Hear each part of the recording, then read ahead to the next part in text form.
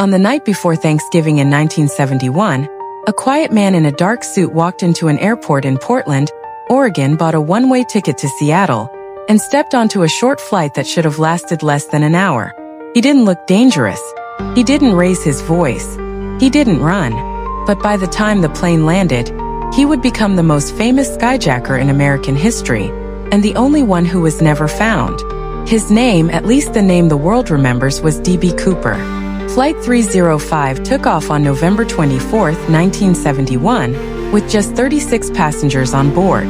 Not long after takeoff, Cooper handed a note to a flight attendant. At first, she assumed it was a phone number. That kind of thing happened. But Cooper leaned in, calm and controlled, and told her she should read it, because he had a bomb. The message was simple. He wanted $200,000 in cash, for parachutes, and a fuel truck ready on arrival in Seattle. To prove he was serious, Cooper briefly opened his briefcase and showed what appeared to be explosives and wires. The crew alerted the cockpit. The pilots informed air traffic control.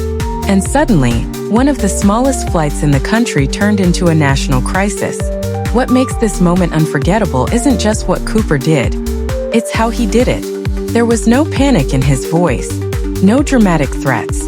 According to witnesses, he was polite, even strangely calm. He ordered a drink. He smoked cigarettes. And he waited. When Flight 305 circled the skies over Seattle, the authorities did exactly what he demanded. They gathered the money, $20 bills, recorded serial numbers, and prepared the parachutes. Once the plane landed, Cooper released the passengers, keeping only a small crew on board. Then he gave his next instructions.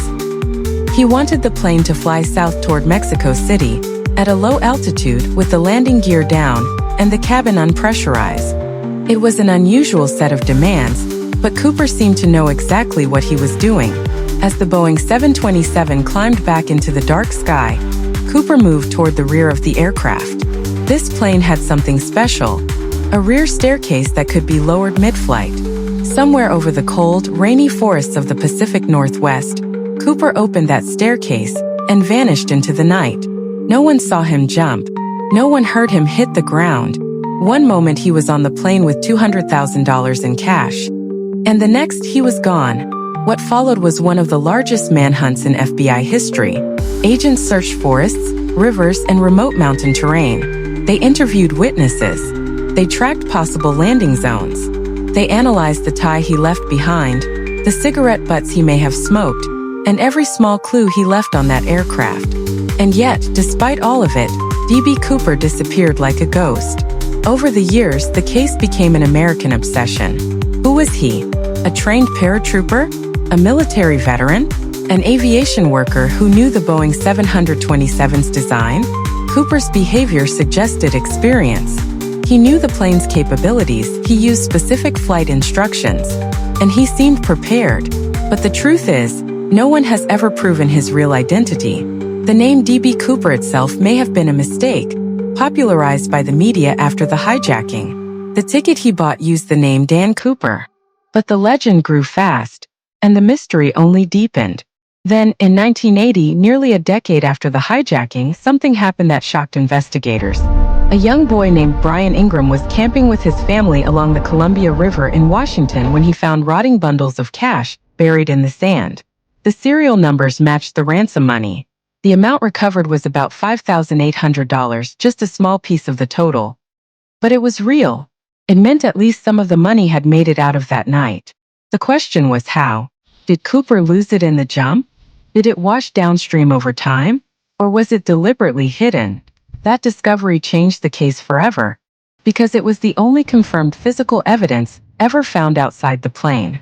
And still, even with that evidence, the man behind the crime remained unknown.